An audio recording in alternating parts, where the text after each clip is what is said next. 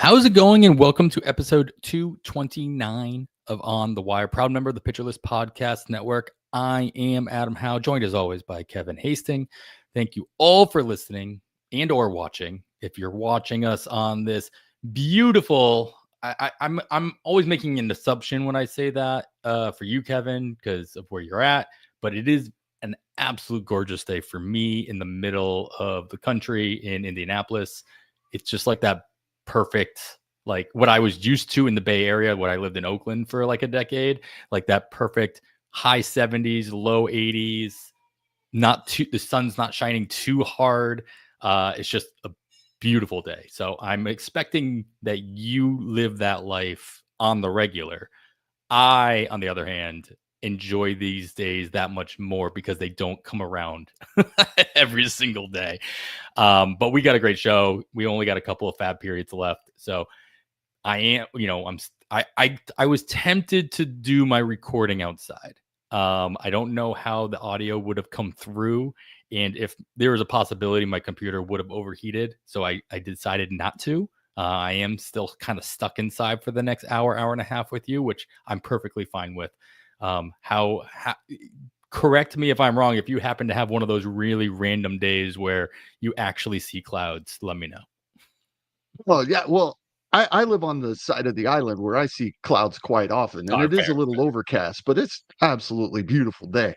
Uh, I grew up in the Midwest, and yes, this time of year is amazing. You can still have some. It's still August. There'll still be some really hot days Sure. throughout, at least the first half of September. But yeah, this is the best time of year in the Midwest when it starts cooling off after the hot summer days. Uh, Shorts and hoodie weather. Shorts, hoodie, and flip-flops. Love it, Adam. But to be fair, I also grew up in New England, and for most of people in New England and in Boston specifically, it's shorts and hoodie weather all year round. It's like Oh, shorts, absolutely. hoodie. Some reason nobody's legs in Boston get cold, but you always are required to wear a hoodie, no matter if it's 95 degrees or -2. And iced coffee all year round as well. So very different lifestyle in the Northeast. All right. Well, as I'm putting together all these news and notes, I'm like, oh, I don't think we have that much time. And and it just kept coming. Like I just kept adding to it. So we got plenty to consider. How many FAAB periods left, Kevin? You're always the one that reminds me. What do we Yeah, got? 4? including this week, we have 4. There are Yeah. 4 weeks of the Major League Baseball season remaining. So keep that in mind if you happen to have, triple, if you, for whatever reason, you still have triple digits left in your budget in the leagues that you've been active in throughout the course of the season, you know, about time to start spending that money. And we got plenty to talk about for consideration here. So let's get into the players we will not be considering and will be not only considering, but relatively high considerations for dropping altogether. First and foremost, the one that's the most obvious drop, Nathan Eovaldi. He hits the IL with a rotator cuff strain. His season is over for the 2025 season. What kind of replacement value is there in the Texas rotation? This hit home a little harder than for me, just because in my home league we had a secondary trading period over the weekend, and one team lost Zach Wheeler. But that happened before the trading period happened, so he could do something about it. So he made a trade for a couple starting pitchers to fill his rotation. The team who lost Eovaldi, this happened after the trading period was over, and so he couldn't do anything about it beyond put him on the IL, and hopefully he can pick up somebody to stream throughout the course of the playoffs. But is there anybody in Texas that can take advantage of Eovaldi's absence? Well, it's going to be Jacob Latz. I think he's going to get these starts, and he's intriguing. He's somewhat stretched out. We have seen him make a couple of starts. He went 5 innings a little over a month ago versus Detroit, only giving up 1 earned run. Pretty nice start. He gave up a couple of runs in his most recent outing versus the Angels in 4 1/3. So I was intrigued, but I don't like the upcoming schedule. As a lefty facing Arizona this coming Tuesday, it appears Arizona top 5 in baseball versus lefties over the past 3 weeks as a team. So I really don't like that start. And then he lines up versus Milwaukee the following week.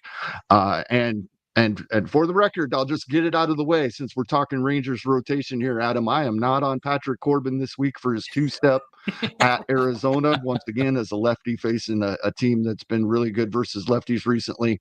And then Houston with that right-handed heavy lineup for his 2-step. So I'm not in on Patrick Corbin this week either. Not a great week for that Texas rotation fantasy-wise. Let's just get that right out of the way. Yeah, I was looking at Latz. Eno and Nick were talking about him a little bit on the craft this week.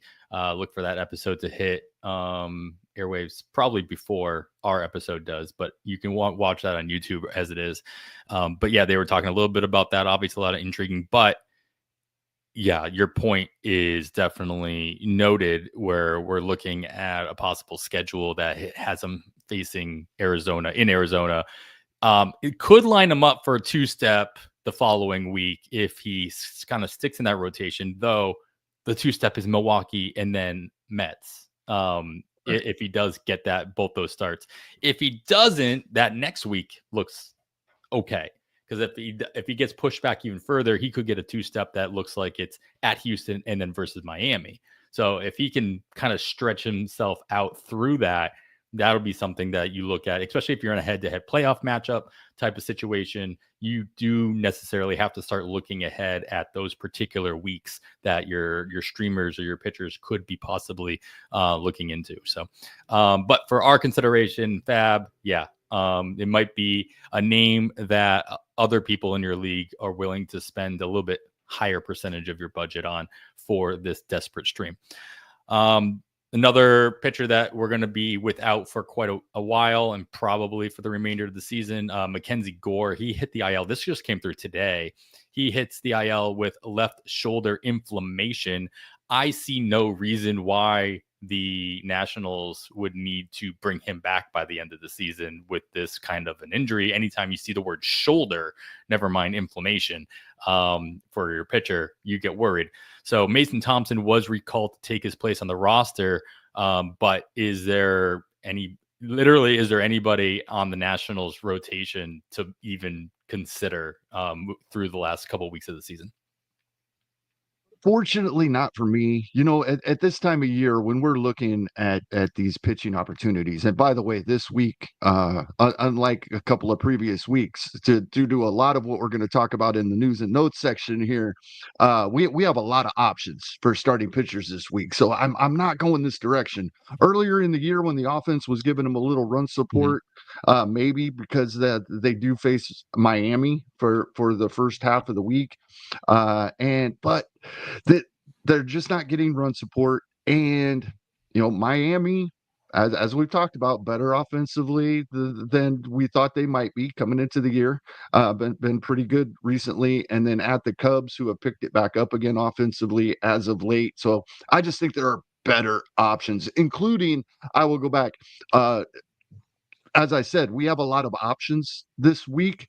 That's why I'm not really interested in Jacob Latz, but he'll be in my waterfalls, and he would be above any of these Washington pitchers. That's where I'm going with that point. Yeah, fair enough. There's always nice little waves throughout the season where we start seeing a lot of influx of streamable options. Might have to hold your nose to some of them, of course, but the nice part is having options, especially at this time of year when you obviously don't have the budget you need to be able to have a very long waterfall bid. So it's nice to at least feel like you can throw a couple names at the bottom just in case. I'm moving some stuff around here on the outline because it just makes sense. Another pitcher, again, I do not expect to see for the remainder of the season, left his start with some flexor strain concerns, and he does officially hit the IL. That is Jacob Lopez of the Athletics with a left flexor strain, hit the IL on Tuesday after his Sunday start. again, don't expect him to be back for the rest of the season. Easy drop this weekend for your FAAB consideration. Because of what we've seen in West Sacramento and how that park has been playing, the Athletics not being a surprisingly, good team as they had been maybe in the past couple seasons. You're like, oh, maybe there's an outside chance that they make a wild card spot, whatever. And that's not necessarily the case this year. Same question is Washington. It's like, is there anybody else that we're, even remotely interested in to take his place in the Athletics rotation? Yeah, I actually, well, he's already in the rotation, but his spot is cemented now. Luis Morales, right? We've seen a couple of starts out of him. They've been outstanding. He lines up for a 2-step this week versus St. Louis and Anaheim, both on the road. Mm-hmm. So away from that minor league ballpark there in West Sacramento. I really like him this week. This cements his position. They did go with Mason Barnett today, Saturday, as we're recording, versus Kansas City. And if they have an off day Thursday, so they may not necessarily need Barnett again on Friday, and I'm not so sure it will be Barnett again later in the week. And excuse me, they're facing Texas today, not Kansas City. I was just looking at the next note in the outline. But the point remains the same. They may not need him again, but they could use another starter coming up on Friday if they do want to give everybody that extra day off. The reason I bring that up is I have zero interest in Mason Barnett. He was in the Kansas City organization. There was a little bit of excitement several years ago. I mean, and he's got an ERA at 6 something at AAA this year in a lot of innings. So I don't have any interest with him, even if he does line up versus the Angels next weekend. Fair enough. Well, since apparently you just can't help yourself, you're looking ahead. We'll get right into the next note here. Noah Cameron was supposed to start Saturday's game. He got pushed out of the way, and Stephen Kolek is starting that game today as we're recording. Stephen Kolek, of course, acquired from San Diego earlier at the trade deadline for Kansas City. Does this make you worried at all about Noah Cameron's innings limits, if there is one? Do you expect him to move into more of a bullpen role, or just skip? Is this just a common skip start situation for Cameron? I guess you can mention if you actually have interest in Kolek moving forward on the season as well. No, I think this is just giving Cameron a little time, right? He had thrown 122 innings in 2024, and he's at 140, right? Mm-hmm. So Kansas City's still with a little bit of postseason hopes, not a lot after blowing Friday night's game. I'm not disgruntled at all Not about at that, all. Adam. But Sure. anyway, yeah, they still have postseason hopes, and Noah Cameron probably would be one of their starters at postseason, even if Cole Reagans is back and performing at able to go deep into games at that point, with the way Seth Lugo has performed as of late since signing his extension. So yeah, I think this is just keeping those innings down. If they make the postseason, they want Noah Cameron available. So for our fantasy purposes, the rest of September, it could become an issue. Absolutely. Yeah, I mean, you mentioned it. I mean, Kansas City is first man out right now. They don't have any teams that they need to jump over in order to get to first man out situation for the American League wild card. And But they do have a series versus Seattle coming up in a couple of weeks. That could be really interesting. That would be a big one because they are exactly 3 games out going into Saturday. And from that final wild card spot currently held by Seattle. Seattle's the top of Seattle has that last spot. But that leads me into my other question that I put on here specifically for you as the Royals fan here. Cole Reagans has been on the shelf for a while. He's been progressing as quickly as you would expect based on his shoulder concerns, on his injury history in the past as well. What should I be expecting the Royals to do with Cole Reagans through September, where I worry that they might be considering, pushing him, like not having to do a bunch of rehab starts if he's feeling good and having him get right into the thick of things in order to make that push into the wild card spot. Or do you think they'll play it a little safer, let him do some rehab starts? Here's the other issue is that minor league season is going to end soon and there will not be opportunity to do rehab starts at the minor league level. So when do you expect Reagans to be back, if at all? So even watching all of the Royals games, and it's brought up in every broadcast, right? There's not a lot of information, right? Mhm. The most recent the rehab performance that we've been told about was last Sunday, almost a week ago. And that was expressed that would be his final bullpen, that he would now face live hitters. I fully expect he's done that, but we haven't heard about it yet. Right. Right.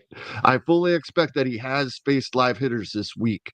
As far as rehab starts, you're exactly right. Only a couple of weeks remaining in the minor league seasons, and so we would have to get one or two. I do think as long as they are within striking distance of that wild card, of course, Cole Reagans is going to be part of that plan. If they make the postseason, he will need a couple of major league starts. So I expect that we may see him on a rehab outing by next weekend. When we're talking next week, I think we know at least he's either already had one or is about to have a rehab start, and then we'll see him at the end of September. I actually have Cole Reagans as my wild card for No. this reason, and the reason he's a wild card is No.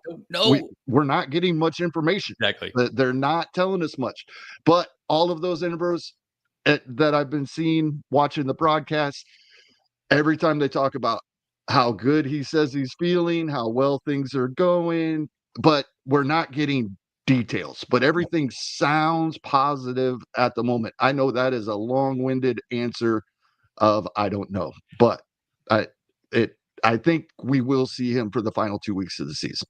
I mean, and that's the question. Is it the final 2 weeks? Is it the final 3 weeks? Do they push them a little bit further? Because your point, that weekend or that midweek series, it's a weird series, or it's like Tuesday through Thursday against Seattle in the middle of the month is kind of a big deal. It could end up being kind of a big deal. There's also And they have a pretty against good Cleveland. pitching staff themselves. So you need guys out there that can limit runs, right? Yes, of course.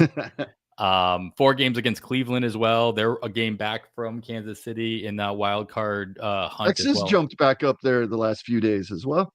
Yes. So, but these are the matchups that they have that they can make the most ground, or they can make the most difference. The Cleveland series could go the opposite way. Like they could, Absolutely. that could go negative.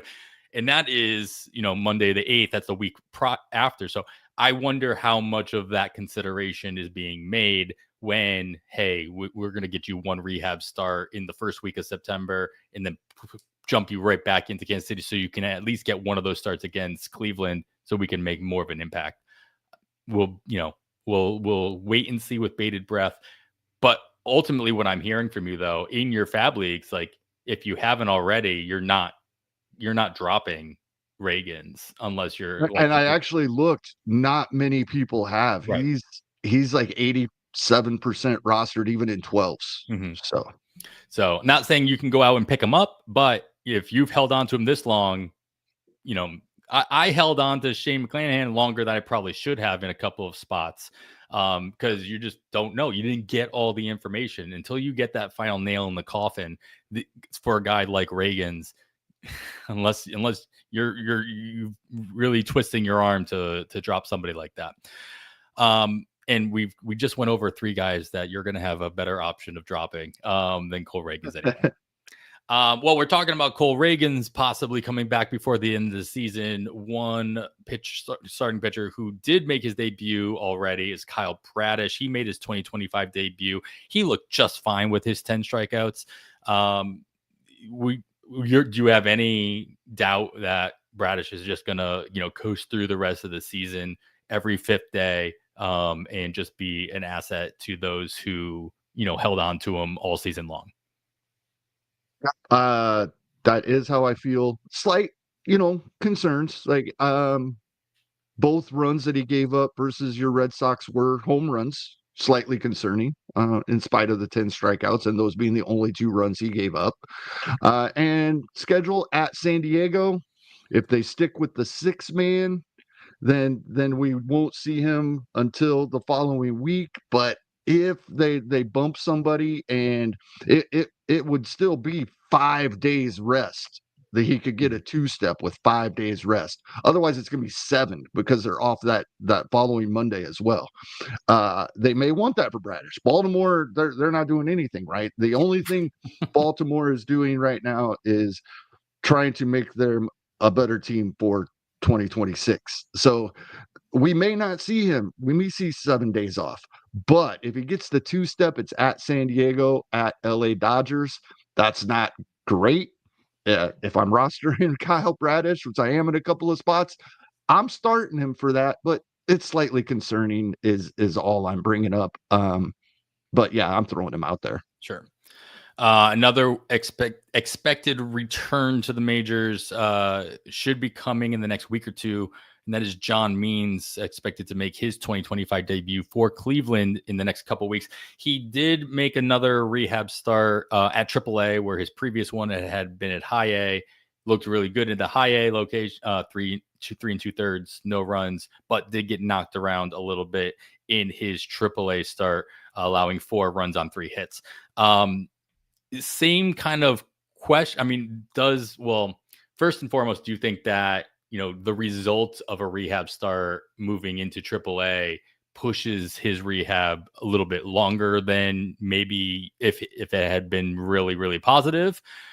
Or does it really not matter, because of my point earlier, where the AAA season is coming to an end relatively soon? Does it really matter? Cleveland has that matchup against your Royals in about a week and a half anyway. What do you when do you expect to see John Means? And are we see Kyle Bradish come back and succeed. We saw Shane Bieber come back and succeed. I do have similar expectations for John Means as he makes his return. Yeah, and this is very intriguing to me, because if we don't see John Means for a bit longer, I like who we're probably seeing in his spot, because my guess is, when we look at Cleveland's rotation and the upcoming schedule, my guess is Parker Messick is the odd man out when Means returns. What do you think, Adam? And he's been really good, which is part of my point. And he's got a really nice 2-step this week. It includes your Red Sox, but they have not been good versus lefties recently. I really like Messick this week. Tampa and Boston, both at near the bottom of the league versus lefties over the past 3 weeks as teams. So hopefully we get both of those starts, and I think we probably do. But John Means is the type of guy, and if he's going 3 innings in a minor league rehab start, regardless of the results, he's ready. They can throw him in a major league game at any point. So I'm really hoping that we see Messick for this 2-step this week. And I'm afraid he might be the guy. It's really tough to see what Cleveland does here. Ciccone, Logan Allen, right? Obviously, Gavin Williams and Tanner Bybee will stay in the rotation, but these guys have been in the rotation longer than Messick this year. So who's going to be the guy out? I mean, Messick seems like the obvious choice here. If it's not him, then it's Logan Allen, just because they've kind of pulled that string with him quite a bit already. Right. But they don't have an off day until the 22nd of September, Cleveland, that is. So they very well could just end up going with a 6-man rotation, just adding Means to the mix. And that way, get stretching out that rotation in general. And so you still get opportunities for 2-steps when you don't have any off days. With a 6-man rotation, only one guy will get it. Oh, right. But at the same time, there's no rest for the weary with their schedule moving forward. It's kind of crazy. Plus a doubleheader toward the end of that stretch as well against Minnesota on the 20th of September. So with the limited amount of off days for the Guardians, I expect nobody to lose their rotation spot at this time. Or if they do, they, maybe they just get skipped and then they just get put in, the next time around as well. Right, because means that rehab start where he went 3 innings was Tuesday, which means he could be ready to go tomorrow, Sunday, as when many people of our listeners will be listening to this. We could see him bumped into this rotation at any point now. Man, who's already slated? They don't have an opening, like they have announced the starter for tomorrow, right? Now you got me looking. Yeah, it's Tanner Bybee. Oh, okay, all right. Well, yeah. I mean, there's definitely. I doubt they push him back, but they could see that they could throw, and then Messick would still get his 2-step if Means is thrown in there on Monday. If he's not, then Messick is still lined up and has at least gotten one of those 2 starts, and then it's not tragic if he gets bumped. But so I think we're probably safe with Messick, but we may not get both starts that I'm hoping for. Yeah, well, I mean, we'll see if Means is not announced to have a specific rehab start scheduled at AAA, an additional one. So you're right; they could just kind of push everybody back a day if necessary. But if he does, if you're watching the box scores in AAA, and you see that Means got in there, then of course we can push that back to the Tampa series over the weekend, or maybe he makes his debut against your Royals at the beginning of next week. So keep an eye on Means's actual production and where that actually happens. All right, we've got a couple of actual major league debuts. We've got some bullpen news and notes. And then, of course, there are hitters in this league that are making adjustments as well. So we'll get to all of that after this break. All right, Kevin, we talked about some 2025 debuts, but we did see some major league debuts on Friday as well. Most notably, Jonah Tong of the New York Mets, and then Peyton Toll of my Red Sox. They made their major league debuts. Funnily enough, like they were both not on the 40-man roster, so things had to happen to get them on there. Jonah Tong already announced he'll get another start for the Mets. Peyton Toll only made it to the roster because my Red Sox released Walker Buehler. They just pulled him from the rotation last week, and now he's not even on the roster. So between Tong and Toll, who do you like better to kind of, obviously Tong has the leg up here because it's already been announced he'll get another start. I expect Toll to get another start for my Red Sox, especially after his debut. You're spending money on you're putting both of them in all of your bids this week. Who's at the top though? This is I think I'm going Toll just slightly. Of course, I think they're 1A and 1B here. Bradish is available everywhere because we hadn't seen him yet, just experience wise. And but these guys, the matchups aren't phenomenal for any of them, is what I'm getting at. I like Toll getting Cleveland this week. Cleveland up and down, but they're not an offense I'm scared of, right? They can put some runs on the board, but I'm not scared of them. And we're looking at Tong going to at Cincinnati. So I have Toll slightly ahead, but yes, obviously both of these guys are going to be at or near the top of everyone's list this week. Yeah, it was definitely fun to see these guys actually make their way. I didn't think we'd see either one of them. But I guess the more surprising one I honestly thought was Jonah Tong. Everybody's talking about him, but just because of the whole 40-man thing, they just brought up Nolan McLean. They have Brandon Sproat out there as well as an option. And so to see Jonah Tong do not only the things he did, but also just be the option that the Mets went with and already make an announcement that he will get another start was exciting to see. So I do expect, along with Bradish being the readily available pitchers to make their debuts, we'll see all these guys as you mentioned, 1A, B, and C on pretty much everybody's waterfall bids. So whatever minimum money you have, I do expect. I mean, Bradish is the one obviously that has the guarantee, as we talked about, to get the 4 or 5 starts the remaining rest of the way.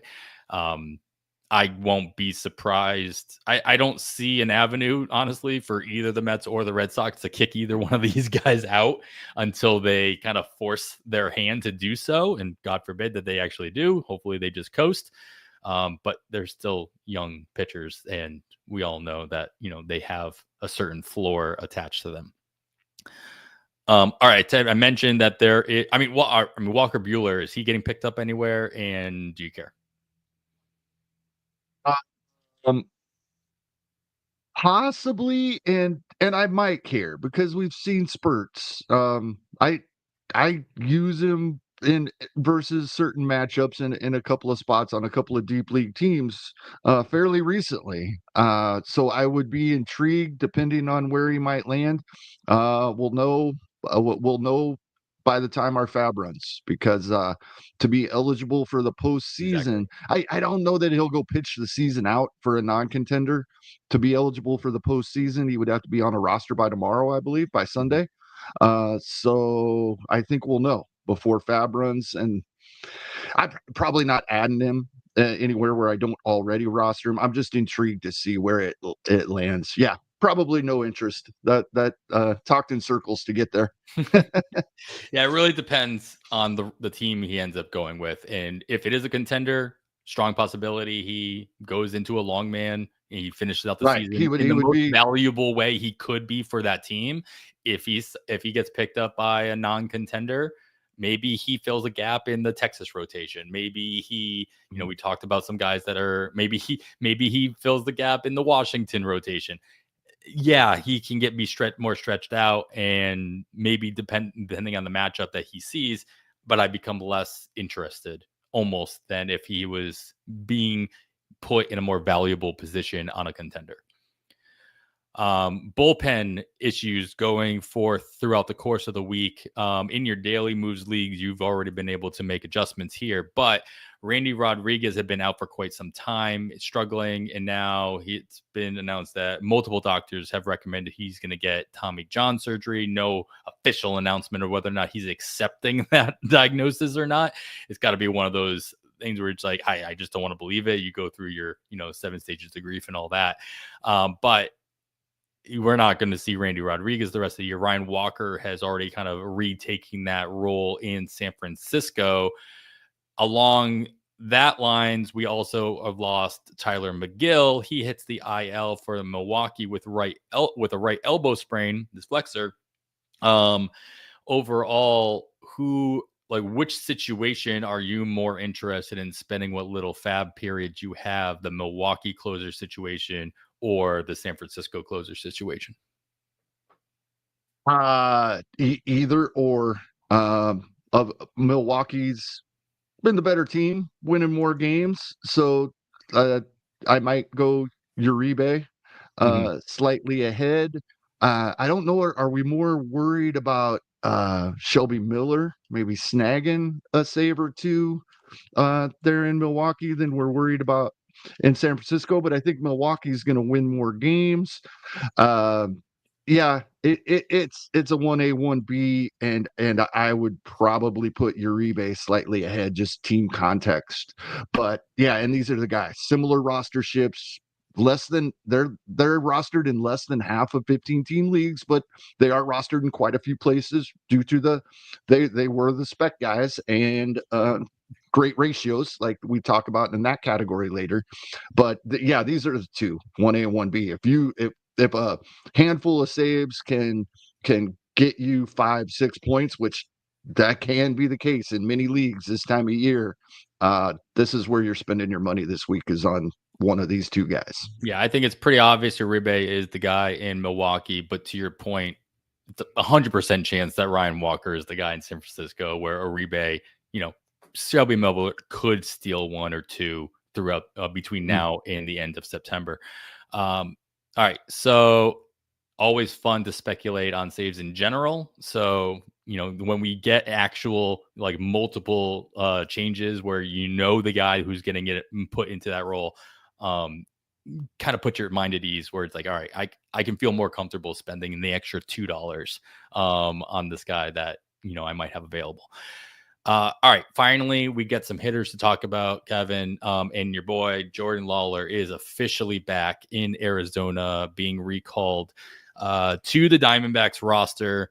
What kind of role do you see him playing down in the final 4 or 5 weeks of the season for Arizona? Is he going to get the playing time? Like, we kind of seen this story before. Is there any chance that they send him back down after a week just for fun? What are your overall hope and desires for Jordan Lawler now that he's back in Arizona? No, as we talked, the roster's crowded here with Perdomo being the shortstop, Ketel Marte being the second baseman most days. Blaze Alexander has been the everyday third baseman for weeks now. So it's tight. But I think he's going to get his playing time. They don't make this move if he's not going to play. You don't bring a guy up on August 30th. The reason, to the point you've made a couple of times already, the minor league seasons are ending. And so Jordan Lawler needs at-bats. He's been plagued by injuries throughout his minor league career. They're going to find a way to get him in this lineup. Yeah. The other move in Arizona that I didn't put on here, just worth mentioning, it doesn't really affect Jordan Lawler's situation, but Pavin Smith does hit the IL, freeing up first base for Tyler Locklear, who had been the odd man out in that. We talked about how both of them were going to be getting playing time. That was not the case once Pavin Smith came in. Pavin Smith started all but 2 games between his IL return until his new injury list addition. So Tyler Locklear should grab all the starts at first base moving forward, I would expect. Yeah, Locklear had made 16 consecutive starts at first base until Pavin Smith came off the IL, and now 2 consecutive since Pavin Smith has his new injury. So I agree 100% with that. Yeah, I mean, you thought that maybe they'd be able to split some DH time as well, but that did not happen. So I grabbed both Pavin Smith and Tyler Locklear in one of my leagues 2 weeks ago. And so I'm pretty happy about that decision. Luckily I had put Pavin Smith in my lineups for all of those starts. But now I was able to flip the switch over to Locklear pretty easily. All right. So we got that at least hitter addition to the Arizona lineup. Now we have a hitter leaving a lineup. Nick Kurtz left Friday's game early with right oblique soreness. No official word on if he's gonna, need an IL stint or how much time he might miss. But expecting that he'll at least miss maybe the weekend. Is there any kind of movement with the Athletics that you'd be interested in? We always talk about how we don't like our pitchers going into Sacramento. I'm a big fan of the hitters that are playing out there as well. So any kind of expectation on the Athletics lineup changing around now that Nick Kurtz could be, out for at least a little bit? I'm going to keep a close eye on this over the weekend. We haven't got any really detailed news, but it kind of sounds like they're downplaying this a little bit, and it's considered fairly minor, and this may only be a day or two. I am double checking really quick to see if their lineup is out for Saturday. I doubt it, because no, they don't play until 10 o'clock Eastern tonight. But it sounds like they're downplaying it a little bit. But if we don't see him over the weekend, Tyler Soderstrom's going to get some of these starts at first base, which is going to free up an outfield spot for possibly JJ Bleday, who we were excited about a couple of weeks ago. Didn't really work out as we were hoping. I might be going back to that well. However, if this does end up being, you know, in any time at all, a minimum IL stint, even for Nick Kurtz, might mean a little more playing time for JJ Bleday in that ballpark, as you mentioned. Carlos Cortez was the one that Would be replaced the other. Kurtz Yep. that he came in. I'm also looking. I mean, Kurtz has been leading off for the last 2 weeks for the Athletics as well. And so wondering what kind of move at the top of the lineup gets made. In the very few times he did not start, Shea Lears just moved up one spot to the leadoff spot. Cortez actually, led off a couple weeks ago in the last time Kurtz wasn't in there. So not a big sample size to figure out exactly what is going to happen. So just keep an eye on who ends up leading off today, assuming Kurtz is not at least in today's Saturday night, as you mentioned. All right, we got another injury of a player leaving their lineup, and we got a couple of those actually, and we'll get to those after this next break. All right, Xander Bogaerts hits the IL for San Diego with a non-displaced fracture of his foot this time. So it's not his shoulder, not his arm or anything. He's gotten that in the past. Now it's his foot. I mean, any kind of fracture in the IL. I don't expect Bogaerts to come back in the next couple weeks, if not the rest of the season. I haven't seen an official announcement on how long he will be out, but I'm not using Bogaerts for the remainder of the season, especially if I have to make an active lineup throughout the course of I'm not holding on to him is what I'm saying. Overall, though, with Bogaerts being missing at least a little bit, what expectations are you having with the San Diego lineup and infield? And are you interested in any of those moves? I think this will be a 1-for-1. I think because of his defense and his solid on base skills, that we're going to see Jose Iglesias the rest of the way for San Diego here. And he's not exciting, but in this lineup, he can pile up some runs and RBI with a good batting average. He's not going to help you in home runs. He's not going to help you in stolen bases. You might get 1 or 2 in those categories, but as a stabilizer that can accumulate runs and RBI in this lineup, I think Jose Iglesias probably plays every day, unless I don't know of anybody that I would be interested in that they may call up. But with a veteran like Iglesias, you have him on your roster for this reason. Yeah, he's a utility guy. We move him around, give guys days off here and there. He hadn't played for 6 straight games, but now he's been in the lineup 2 consecutive, and I expect to see it the rest of the way. Yeah, sure. Whether we care about it from a fantasy perspective, is kind of a different story.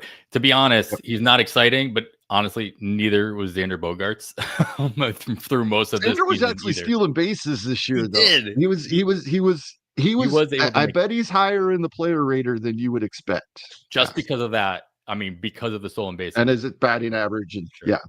I mean, he was still batting 4th or 5th pretty much all season as well in a decently offensive lineup. All right. I digress then. Another shortstop we will probably miss for the rest of the season. Corey Seager had an appendectomy. I'm sure I said that wrong. But the Rangers have not ruled out him coming back before the end of the regular season. But are you if you have to, you're dropping Seager, I'm assuming at this point.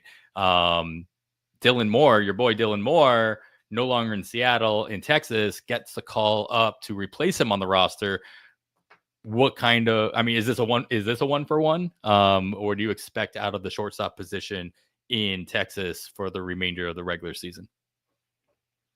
No, we saw Ezekiel Duran on Friday versus a lefty, and I think that will remain the case. Duran had been playing first base versus lefties, and that's where Dylan Moore played on Friday.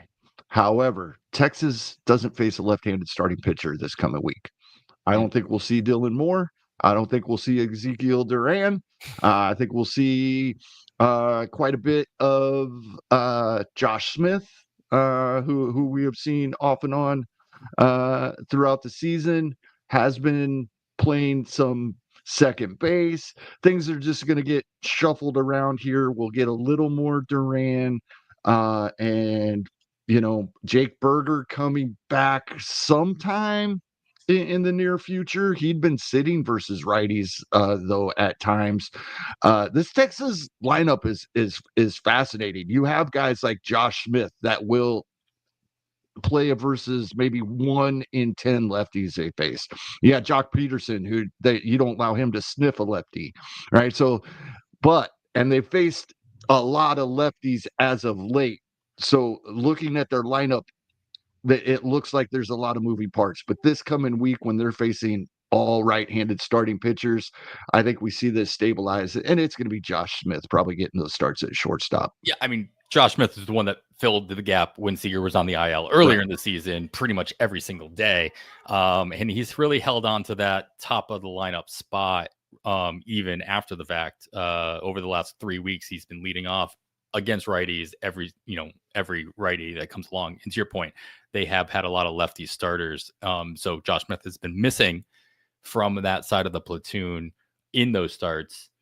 But if you're not facing lefties, then I would expect Josh Smith to be in there pretty much every day.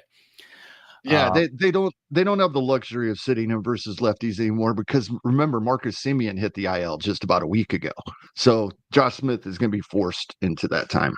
Yeah, I mean, yeah, with Seager and Semien both out, sure. Can help us with counting stats, but as far as batting average goes, do we want him getting those at-bats? We said that with Dylan Moore all the time as well. It's like, well, you got to know where you're at, right? If you're trying to stabilize average at the cost of your counting stats versus the other way around, Josh Smith may or may not be your best option out there. Exactly. All right. Well, we got 2 guys placed on outright waivers. And really, I just want to know from you whether or not which one of them is most likely to get picked up and actually, get picked up in a position that you're going to care about. And that was Isaiah Kiner Falafel got placed on waivers by the Pittsburgh Pirates. And I feel like we've heard this story too before, where, IKF had a part of his contract where he'd get a bonus, and then they cut him just before the bonus. This one's a little bit further along. I think it was he was 81 plate appearances away from his bonus. He would literally he would have to get 4 or 5 plate appearances throughout the rest of September to hit that, which is still possible. And then the other one was Carlos Santana, was placed on waivers by the Guardians. Will either one of these guys get picked up or not? I mean, if they don't get picked up, they can stay on their team's roster and they'll just play out the rest of the season? ? Yeah, I think that's the case with either guy. And in deep leagues, both of these guys have been useful. I was caught off guard by the IKF drop and stuck. I did not have a replaced second baseman for him in a deeper league this week for my weekend lineup. So I'm sitting there with him in my lineup. So obviously I'm interested in him if he finds a starting position where he's going to get the playing time. And the same would be the case for Carlos Santana. He's not a 30 home run hitter these days, but on an everyday plate appearance pace, he's still a 20 to 25 home run hitter. And we've seen him have value this season for our fantasy teams at times. So yeah, either one of these guys, I'm probably not interested in rostering either one unless I know their landing spot and role. So I will take that into consideration leading up till Sunday night. And if I'm not interested this week, I may be next week. Although, with them having to be on a roster prior to Monday to be postseason eligible, then maybe they do end the season as free agents, or as you mentioned, on their current rosters of the teams that did DFA them. So, yeah, if they are in a lineup, I'm interested in these guys, but it's a wait and see. To be fair, IKF is in the lineup today. He's batting 9th, starting at third base for the Pirates. This could totally be a situation where he gets claimed mid-game and they have to pull them off out of the lineup if somebody claims them before Was it the game ends. Was it Randall Grichuk? I think it was Randall Grichuk a couple of years ago when the Angels did this, and he ended up not getting picked up and ended on the roster and had an amazing Yes, September. it was absolutely Randall So Grichuk. Yeah, that's what we're hoping for here. it's just a very awkward situation Yes. until September 1st passes, right? It's like, yeah, I guess I guess I still work here. I'm not sure. Hi guys. All right. I guess I'll just get to work. You didn't want me on the team yesterday, and today I'm leading off. Great. Yeah. Right. Hey, at least I'll get my back. But ICAP is at the bottom of the lineup, so less likelihood He get that. had been recently anyway, but yeah, at times we've seen him near the top this season. All right. Well, we'll see if either one. I mean, Santana was placed on waivers earlier in the week, so he's had a couple of days to get picked up, and he still hasn't been. So,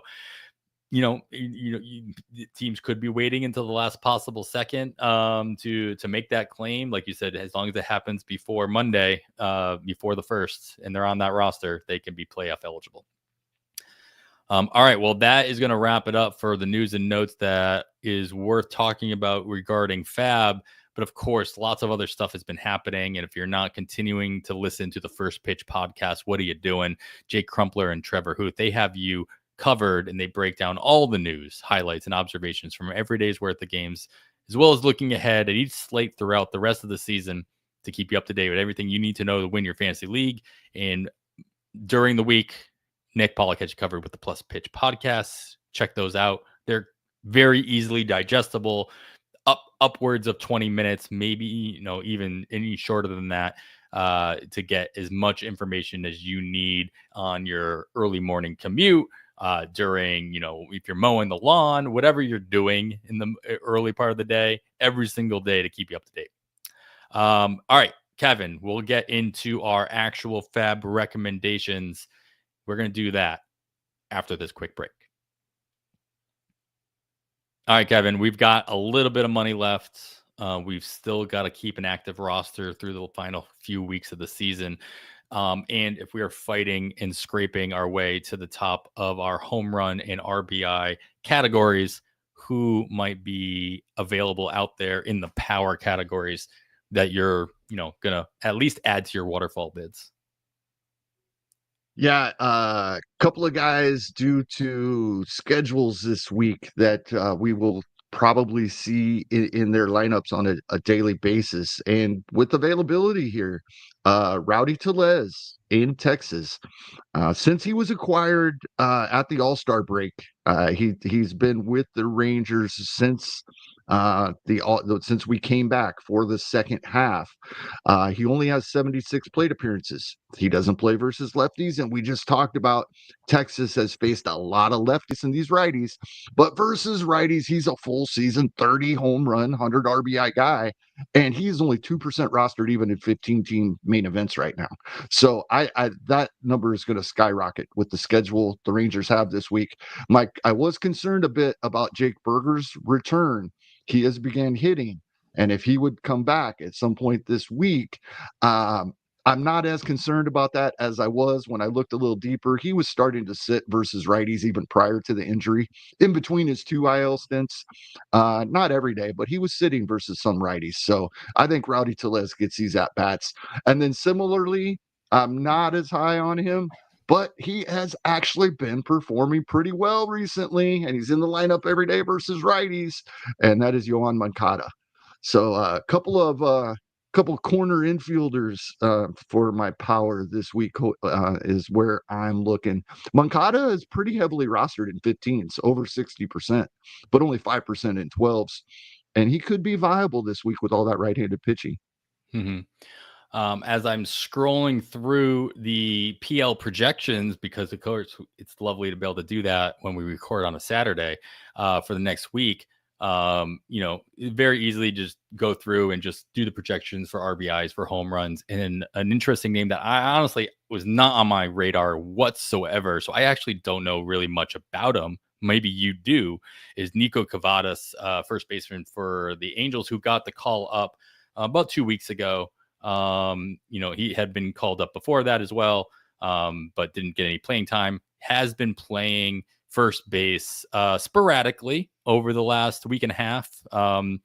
Was in the lineup, started at first base, batted eighth for the Angels on Friday. I don't see a lineup for them yet either for today's game, but definitely has the power potential if given the playing time. The question I have is whether or not the Angels will give that playing time.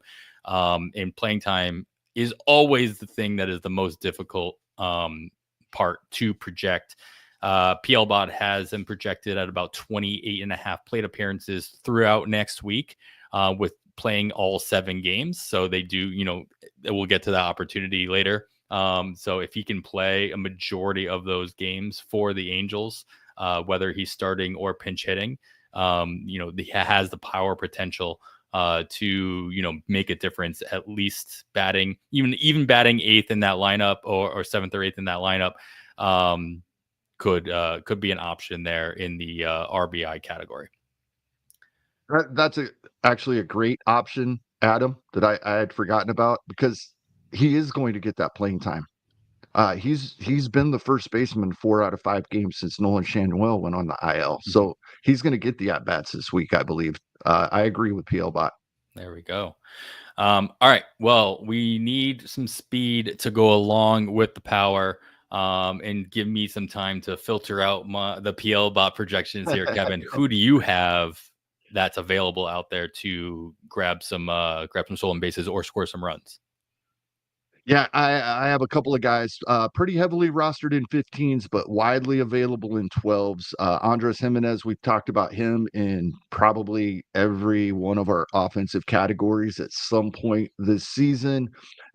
When healthy and performing well, we've seen him be close to 20 home run guy. We've seen him be a 30 stolen base guy multiple occasions. He's only 40% rostered in 12s and is performing like that 15 to 20 home run, 30 stolen base guy that we expected. It's a small sample. He's only been back for a few games, but he already has 2 home runs, 2 stolen bases since his return, and looking like the Andres Jimenez that we drafted, or at least if you're like me, you drafted in several spots this season, and the first half plus of the season, pretty disappointing. But we're seeing the Andres Jimenez that we were after during draft season currently. I like him this week. Still picking on Miami. We have Dalen Lyle with Washington. He's 80% rostered in 15s, but only 8% in 12s. 5 out of 6 games this week versus right-handed pitching, including 3 games versus Miami, all 3 of them versus righties. So I expect to see Dalen Lyle in that lineup. He only has, I think, it's single digits. I think like 7 or 8 stolen bases on the season. But it's that Miami. I'm targeting Miami, and we know Washington will turn him loose. Yeah, there you go. You gotta, especially when you're playing these like streaming matchups, you can do that, of course, with stolen bases. You guys got to play the matchups correctly. And he's got a nice batting average as well. This isn't a guy we're throwing out there. This isn't Tyler Tolbert, right? Right. So PLBot's got another interesting name. Of course, apparently PLBot just loves the Angels in general. Looking Nice. at opportunity here, Bryce Teodosio. I'm sure I said that not wrong, Bryce. I'm so sorry. He's been starting in center field for the Angels for the last few weeks at this point. Batting at the bottom of the lineup, sure, but he's got plenty of speed. He did steal a base last week as well. He is facing Houston this weekend, which will carry over to Monday. So we talked about Houston being one of those targets as well. So you'll get at least one start against Houston, but they do have the 7-game stretch, as I mentioned earlier. So even at the bottom of the lineup, plenty of opportunity as long as he can get on base. Hasn't really collected a whole bunch of hits in his time period in starting in center field. But if he can get on base and take advantage of the opportunity, Bryce Teodosio can take advantage. He can be an asset there. And at least you're getting a warm body who's playing every single day that you can trust will be in your lineup throughout the rest of the week. So it's weird to just kind of pick on the Angels for all of these, but sometimes some things come in from different locations, and it means availability. and that's really what it comes down to is the availability. As I kind of sort this through runs, it's a lot harder. I've got to scroll down a lot further on this list of expected guys to score some runs until I finally, let's see, I'm having a hard time. It's like everybody, it's like these are all names that obviously are rostered. It's just a matter of kind of finding the one that pops out. They're like, hey, I actually don't know that name. I wonder if they're available. More than likely they are. Runs are going to be driven by, guys at the top of the lineup. They've been at the top of the lineup forever. Josh Smith might be that option just because he'll be at the top of the lineup all week long for those places that he is still available out there. We talked about him earlier, so we don't really need to get into that. Josh Smith probably not stealing a bunch of bases, but if he is at the top of the lineup all week long because they're facing a bunch of righties and they're going to have to force him into the lineup against lefties, as you mentioned earlier, could be the option that you want to look to see his availability as well. All right, well, we talked about all these guys having opportunity, especially on the Angels. Angels are one of very few teams that have a 7-game work week ahead of them. The other teams include Tampa Bay, the White Sox, Cleveland, Minnesota, Houston, and of course the Angels themselves. Nobody has a 5-game work week, but it is maybe worth mentioning that there are a couple of teams who have a weird Tuesday off day instead of a Monday off day.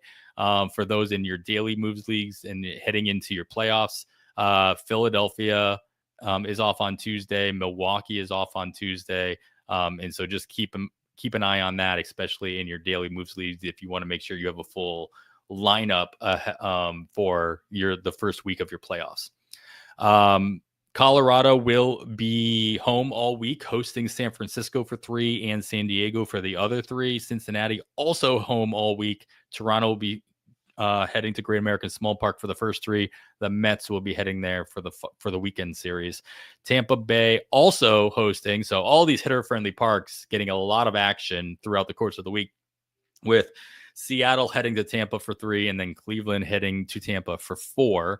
And then the one stadium that will be left vacant all week long is the West Sacramento Stadium for the Athletics. They will be on the road as they head to St. Louis and to Anaheim for their 2 3-game sets.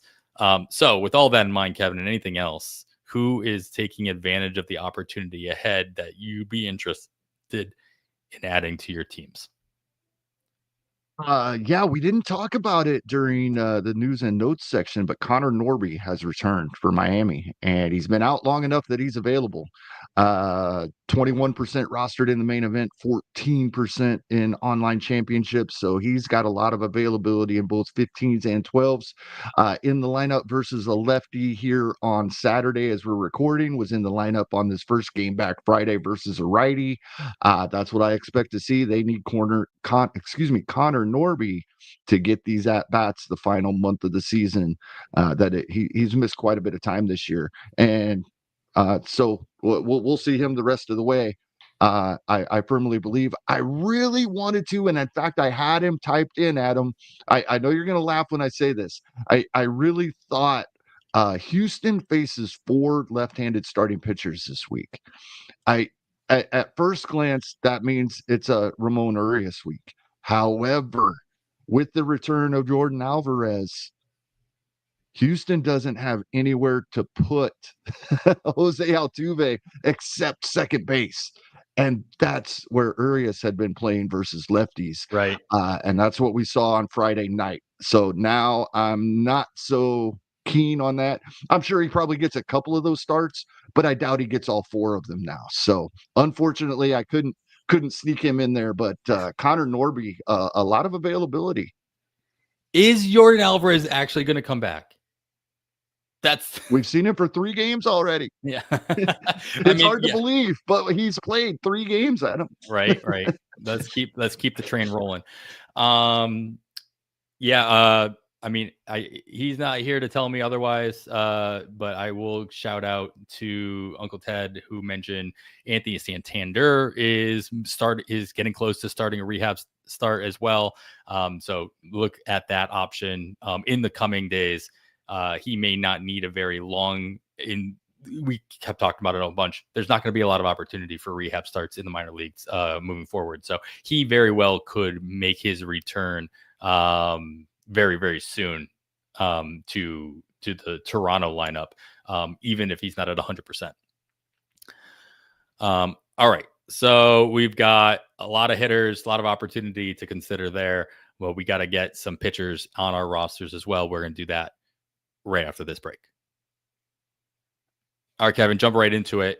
Wins and strikeouts are volume categories. We talked about a lot of these guys already in the news section, but we've got to keep a nice long waterfall bid, especially in the pitcher's situation, because you're not going to get you're not going to have enough money to get your top guy in most scenarios. So give me a long list of options here for consideration. Yeah, we talked about most of these guys, but I'll just briefly mention them. We mentioned that there's probably a top three in Kyle Bradish, Peyton Toll, and Jonah Tong, right? All three of those guys with 100% availability for the most part. In most leagues, they're out there. Ian Seymour has been amazing in his limited time so far as a starter this season, and he gets Cleveland. Cleveland is exponentially worse versus left-handed pitching over the last 3 weeks than the 29th team versus left-handed pitching. They have been horrendous. They have not been able to touch a left-handed starter. So Ian Seymour is a great start this week. He's available in half of 15s and over 90% of 12s. I like him a lot. I mentioned Parker Messick earlier, getting at Boston, at Tampa. Both of them bottom 5 or 6 in the league versus lefties. Love them. Luis Morales, we talked about him earlier, getting at St. Louis, at the Angels. Christian Javier made his return, had 6 no-hit innings for Houston. He's available in 40% of 12-team leagues. He does have the Yankees this week, but we saw a very nice performance out of him coming back. Tyler Anderson, anytime Kansas City is facing a left-handed pitcher, I'm going to be interested. They have scored some runs in a game or two versus lefties, but overall, Kansas City still horrendous versus lefties on the season and as of late. So I like Tyler Anderson there as well.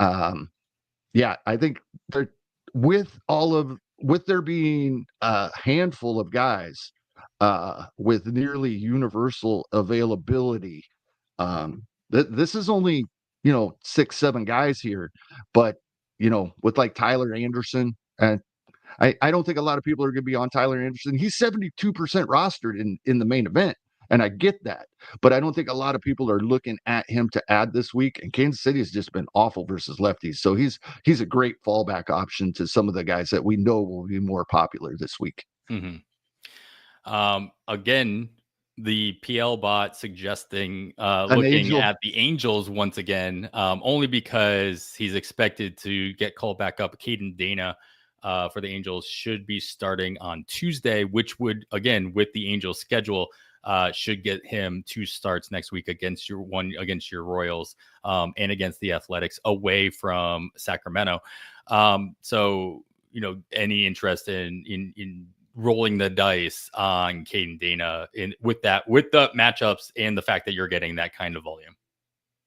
I looked at him and you did not include him. So I looked at him for the reason pretty decent matchups, right? Plus the 2-step this time of year. If you're chasing wins, it almost doesn't matter about matchups. I'm not quite there yet. In most leagues, there may be a league or two where your only chance is to gain in wins. So maybe you're making a move like this, and it's not. I don't mind a 5.93 ERA in 82 innings at AAA. That does not automatically toss him out for me. I don't know what ballparks he was pitching in. So, but when I look at his 10.5% K minus walk rate at AAA, I'm really not interested.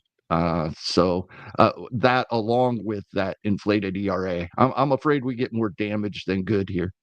Yeah, I mean, the last couple starts mostly have been fine, but his last start just on the 28th, where he just went 3 innings, let up 5 earned runs, and he only walked 1, but only struck out 2.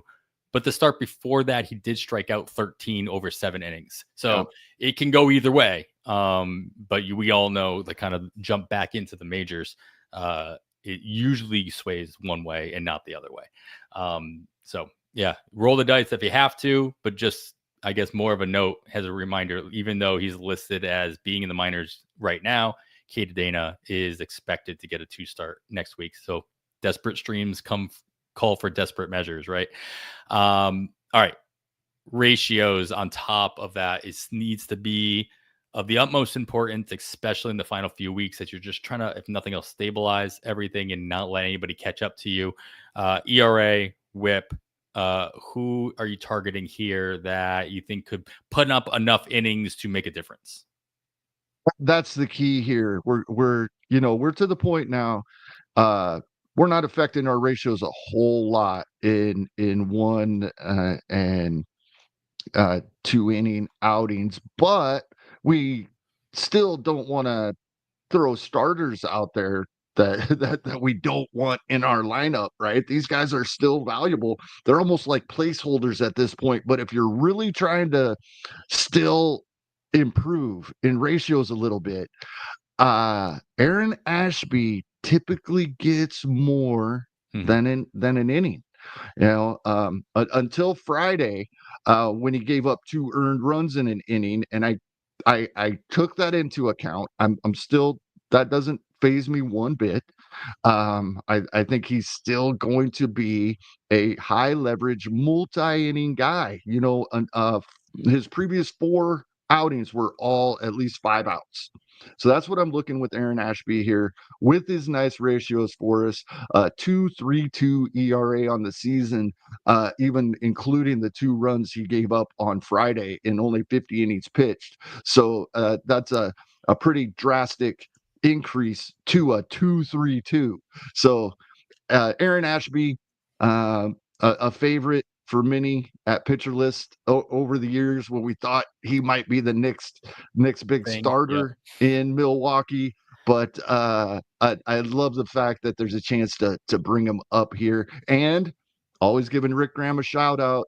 He jumped him up about 6 spots on his holds list. So I did go to the list that I've been touting all season as where I look for my ratios, guys. Yeah, I mean, just guys that are put into the high leverage situations, they don't have to be a closer. That 7th, that 8th inning tie ball game, they're going to be used a lot more, and they're going to be trusted not only to go a little bit longer, maybe an inning and a third, whatever, but they're being put in that situation because they're trusted to keep their major league team's ERA down. And so they can do a little bit more for you in those situations as well. They're not just taking garbage time. All right. But we do need to worry about relievers at the end of bowl games. We talked about 2 obvious names that will be at the high point of your waterfall bids for saves if you're looking for them, with Abner Uribe and Ryan Walker where available. Any other situations, or if you want to elaborate on why, which one you would pick over the other one. There's still some situations out there that are murky at best. The one that kind of stood out to me recently was Fauché over in Miami seems to have a very strong hold. If whatever reason your league hasn't been speculating in that situation because Miami's bad, and they're not giving you the save opportunities, again, if you're desperate times come for different measures. Go ahead and make sure you're targeting that situation. But Kevin, anybody else in the saves category worth kind of targeting and talking about? Not for me. I mean, there's still some shaky situations worth specking on out there. Yeah, I think we covered it with Uribe and Walker. And then the one I was going to bring up was that Calvin Fauché, 2 saves this week. It had been kind of shaky. There'd been some, we'd seen Henriquez and Phillips in that ninth inning role in Miami from time to time. It does appear Fauché does have it back. So getting both opportunities this week, not used in any other situations.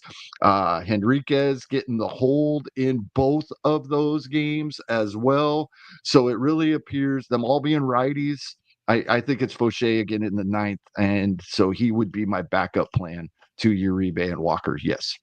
Yeah, it's tough because all the areas that are worth speculating on are just on bad teams and teams that, right, whether or not they're even going to give you any opportunities. I mean, Fauché is nice because he gave you 2 in a week, and on a team that opportunities aren't going to come around every single week.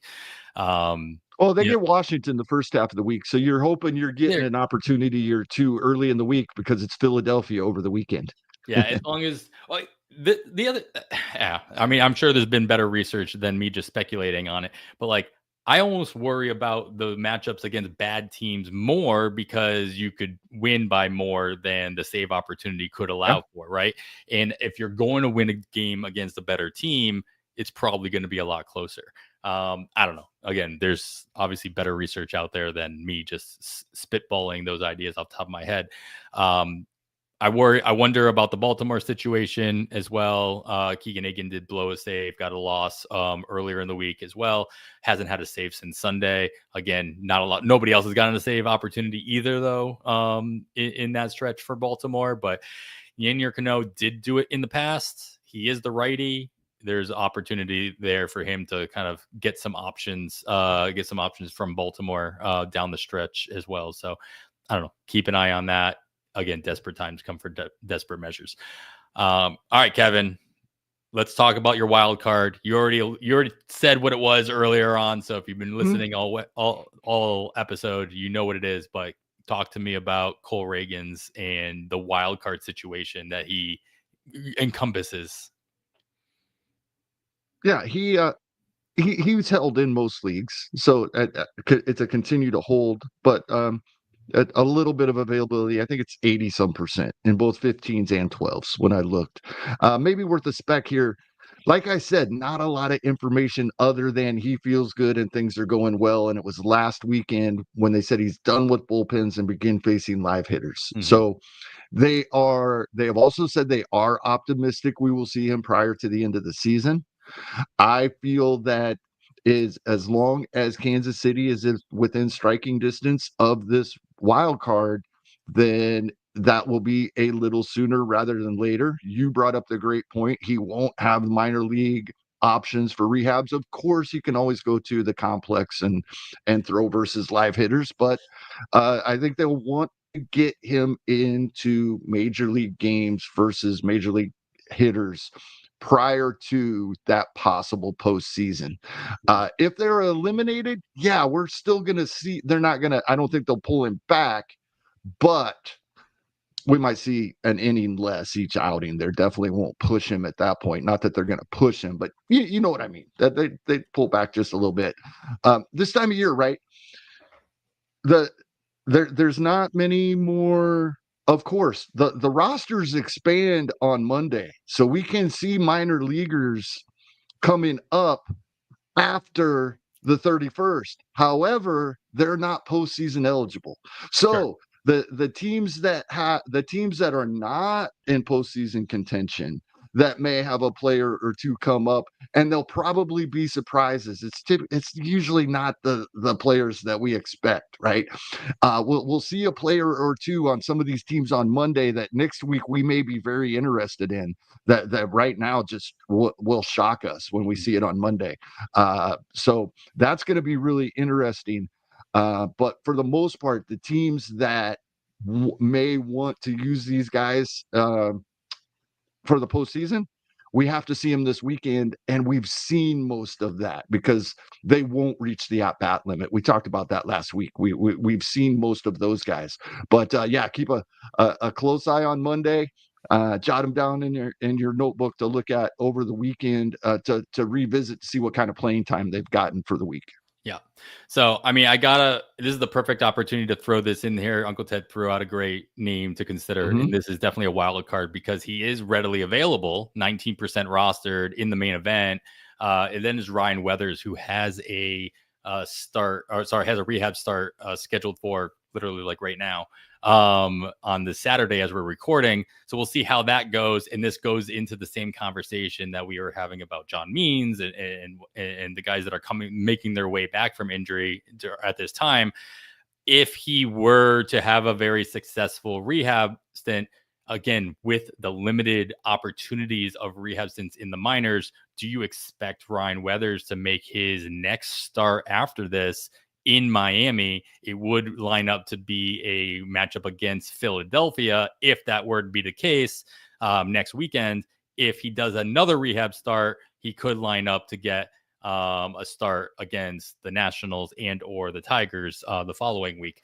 How much interest should you have in adding Ryan Weathers to your waterfall bids, along with, because you can't spec on John Means because he hasn't made his debut yet. Ryan Weathers is an interesting situation because you can. He'll be available pretty much everywhere. Overall thoughts on Ryan Weathers, expecting him to come back to Miami in short order. Yeah, I probably expect him to make another rehab start while he still can.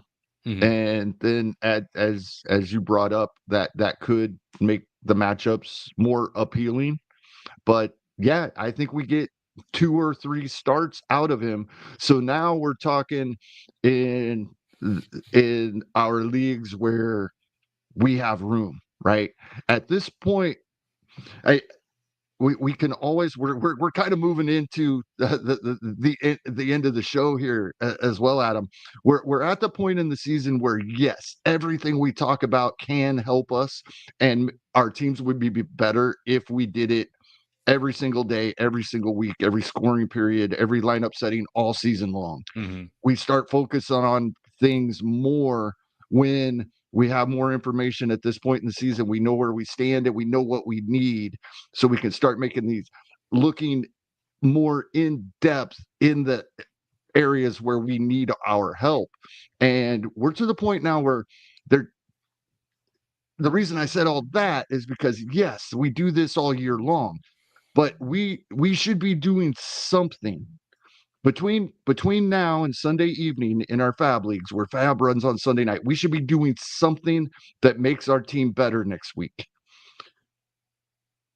Maybe that is a Ryan Weathers that we're not going to be able to use for a couple of weeks because we're set. We have a nice lineup. We have healthy guys. We love our matchups. We have coverage for the weekend if anybody gets injured during the week. And I still have one other spot where I don't want this guy. I'm not going to use him the rest of the season. Those leagues, then absolutely a guy like Ryan Weathers that makes these decisions easier for you next weekend because you've already made that move. So I think that absolutely a guy like Ryan Weathers, but it probably limited for some players, depending on the needs and if they need that roster spot in their leagues for this week, because I don't think we see him this week. I don't think we see him versus Philadelphia. Sure. I mean, that's great because to Uncle Ted's point, this can keep the bidding down since he doesn't have an announced start for next week. He's not going to have the little baseball icon next to any of those starts as people are scrolling through all of their options on the free agent, on the waiver wire as well. So, sneak them in, if you have the flexibility. Ryan Weathers is a sneaky little ad. And worst case scenario, you get him for the cheap and he gets pushed back even further, or he has a setback, fine. I mean, maybe you have a little bit, you spend an extra or a little less money from your FAAB that you can then use elsewhere as well. Because if he does make the announcement that he is back and everything's good, to Uncle Ted's point, he will cost a lot more next week for sure, where he's still available. All right, Kevin. Well, anything else that you want to add? Because that was you did a really good segue there, but I'm going to keep the door open in case there's anything else you want to add to the final notes here of the episode. Yeah, just to expand on that a little bit. And I think I'm not sure if it was Uncle Ted, but somebody in the chat pushed back on this a little bit last week. This at this point in the season, this includes looking at my opponent's rosters and trying to determine what I think they're going to do as well, especially um, same situation where I have room for a Ryan Weathers, but I don't need saves. I'm good. I'm holding on. I'm holding on, and the guy behind me can make a big jump in saves. I'm bidding on Uribe and Ryan Walker this week, even if they won't be in my lineup, right? I am looking at my opponents. I know it's too much to do that all year long, and we can make mistakes and it ends up biting us because our opponent doesn't do what we think they're going to do. Sure. But a situation like that, when you're looking at category standings, absolutely. If I'm holding on, I am looking at what my opponents have going on as well. Yeah, excellent advice there. But with all of that and everything else, that is going to do it for episode 229 of On the Wire. I am Adam Howe, and on behalf of Kevin Hasting, thanks for listening. And we bid you goodbye.